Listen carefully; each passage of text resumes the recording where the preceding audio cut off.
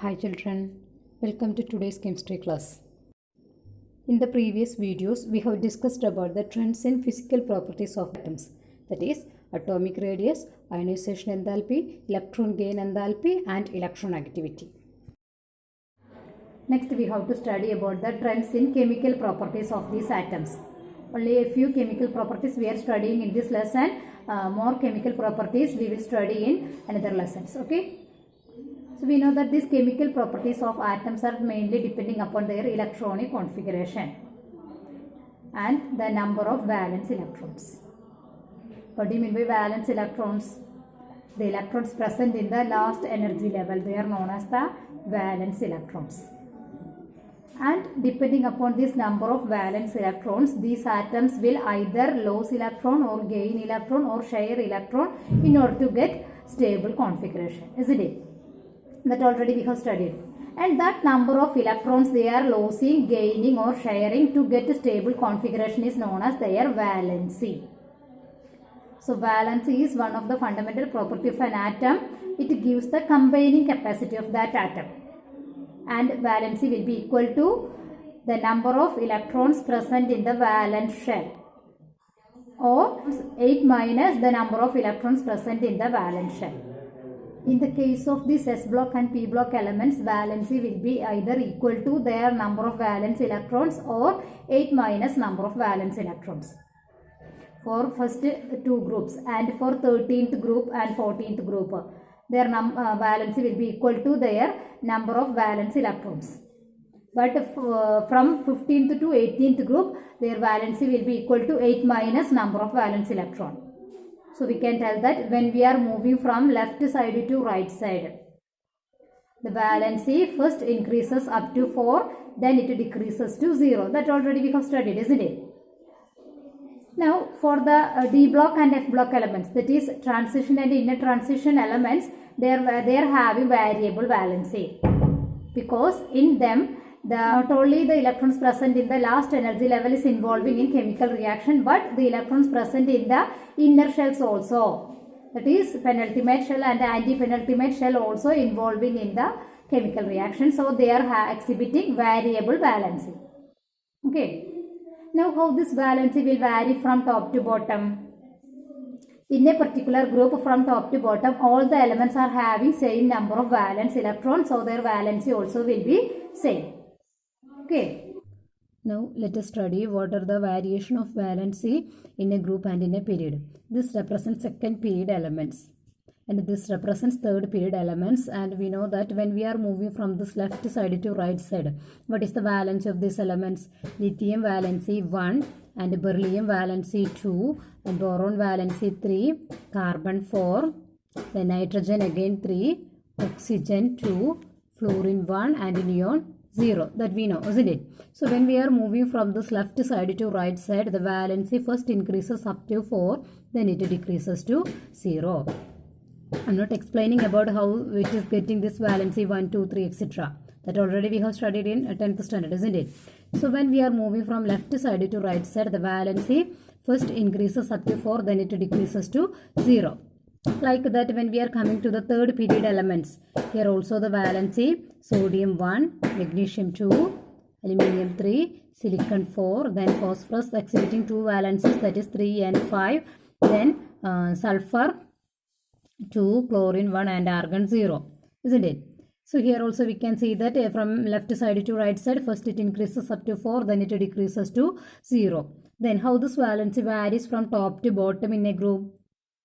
In the first group elements, the valency remains same, that is 1. And for the second group elements, the valency 2.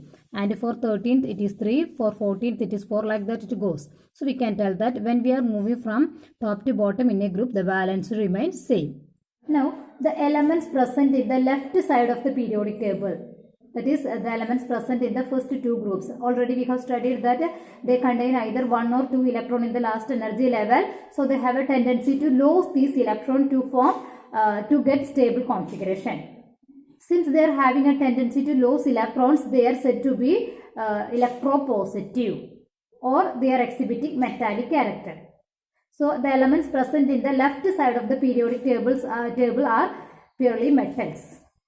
And when we are moving from left side to right side, the tendency to lose electron decreases, and as a result the metallic character decreases. And when we are reaching to the right side of the periodic table, those elements are having a strong tendency to gain electron to get stable configuration, and they are forming negatively charged ions.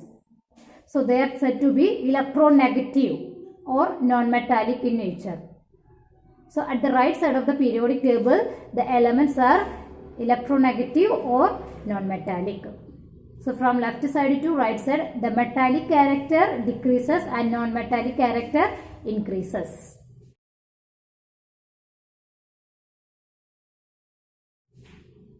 The middle metals, the middle elements will be, some of them are showing both metallic and non-metallic character, so they are said to be metalloids. Okay. Now, since these first two group elements are purely metals, and we know that all the elements when combined with oxygen, they will form their oxide, and when they are combined with hydrogen, forming their hydrates.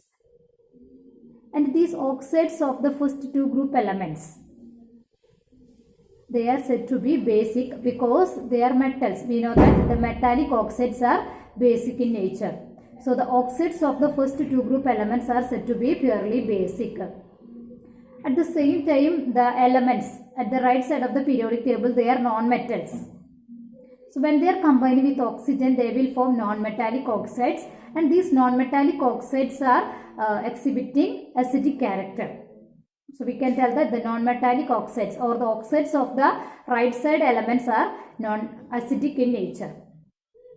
But at the same time, some of the elements present at the 13th group, their oxides are showing either acidic, either amphoteric character, or they are neutral.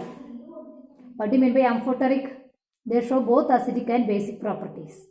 So some of the oxides of the elements present in the 13th group are exhibiting amphoteric character, or they can show neutral. What do you mean by neutral? Neither acidic nor basic. Okay, so this is the variation of the character of their oxides, nature of their oxides. Okay, when we are moving from left side to right side, the oxides are changing from basic to amphoteric, then to acidic. So this is one of the important chemical property we have to study here, the nature of their oxides. In the left hand side, the oxides are basic. In the right hand side, they are acidic, and in the middle, some of them are showing amphoteric character and some of them are showing neutral character. Okay. The next chemical property we have to study is the anomalous properties of first members of each group.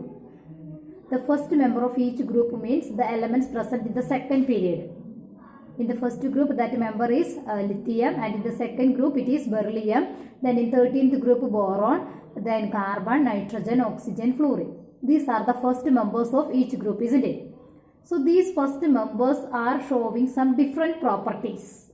Some properties which are different from the properties of other elements of their own group. Such properties are known as anomalous properties. Okay. So the first members of each group are differ from the other members of that group. For example, lithium is showing different properties from other members of that group. Like that, beryllium is showing some different properties from other members of that group. Like that, the first member of each group shows some different properties. That is known as the anomalous behavior of first members. Okay. And what will be the reason for this? Why these first elements are differ from the other members of that group? It is because the first member is the smallest atom in a particular group. When we are considering the first group, lithium is the smallest atom. It is having smaller size compared with all other elements. Okay. That is the first reason. The first member is having the smallest size in that group. Then the second reason is that they are having larger charge to radius ratio. Their radius is, they are smaller in size. So the charge to radius ratio will be very large. Then the next reason is that since they are having smaller size, they will have strong tendency to attract the electrons. That means their electronegativity values will be higher as compared to the rest of the members. That is, they are having high electronegativity values comparing to other elements. So the first point was their smallest size, then larger charge to radius ratio, high electronegativity, and the last factor is that they are absent in d orbitals. The first member of each group, that is the second period elements, they are having only 2 energy levels. And first energy level we know that contains only one subshell, that is S subshell. The second energy level contains S subshell and P subshell. Okay, so the first members of each group contains only S subshell and P subshell. But when we are coming to the next elements of each group, they will be present in the third period and they contain S subshell, P subshell and D subshell also. So we can tell that the first members of each group contains only S subshell and P subshell. They do not have D subshells. Okay, so that is another reason, absence of d orbitals for their anomalous properties. Okay, so the first element of each group shows different properties from the rest of the elements. For example, lithium in the first group, it is the first element of the first group. It shows different properties from these elements. Like that in the second group, beryllium is the first element. It shows different properties from the rest of the elements. Like that boron, it shows different properties from the rest of the elements. So that difference in properties is known as anomalous properties. Okay, and what are the reasons? The first element of each group is smallest in size and they are having large charge to radius ratio and they are having highly electronegativity and absence of d orbitals in the valence shell. These are the reasons for the anomalous properties of first elements. Even though these first members are differ from the other members of their own group, they are showing some similarity with the second member of the next group. Okay, for example, lithium, the first member of the first group, it shows similarity with the second member of the second group, that is magnesium. Lithium shows similarity with the magnesium. Like that beryllium, it is the first member of the second group. It shows similarity with the second member of the 13th group, that is aluminium. So beryllium shows similarity with the aluminium. Like that boron, the first member of the 13th group, it shows similarity with the second member of the 14th group, which is that silicon. So like this, the first member of each group shows similarity with the second member of the next group. That relationship is known as diagonal relationship. The first element of each group shows similarity with the second element of the next group. That relationship is known as diagonal relationship. So in the first element of first group, that is lithium, it is differing from the elements of the same group, but it shows similarities with the second element of the second group, that is magnesium. So there is a diagonal relationship between lithium and magnesium. Like that beryllium shows similarities with the second element of the 13th group, that is aluminium. So like this, each element of the second period shows similarities with the third period elements of the neighboring group. That relationship is known as diagonal relationship. Okay. What will be the reason for this? Why this first member shows similarity with the second member of the next group? It is because they are having almost same ionic radius. Their size is almost same. That is why it is showing, they are showing some similarities. Okay. That is known as diagonal relationship. So these are the some of the important chemical properties we have to study. I think it is clear for all of you. With this, our third lesson completed. Okay. Thank you.